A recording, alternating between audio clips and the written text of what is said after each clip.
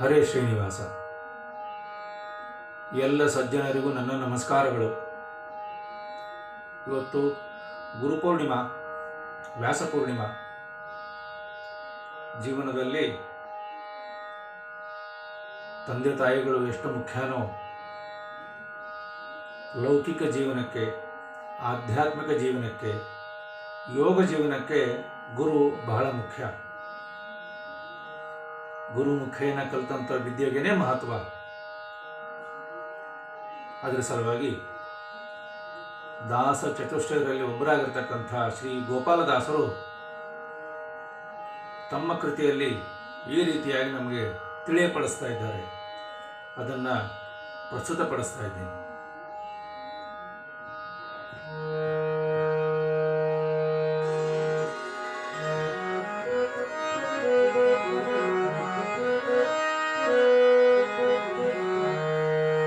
ಸ್ಮರಿಸು ಗುರುಗಳ ನಿನಗೆ ಪರಮ ಮಂಗಳವು, ದುರಿತ ಪರ್ವತ ಕಿದೋ ಪವಿಯೆಂದು ತಿಳಿದು,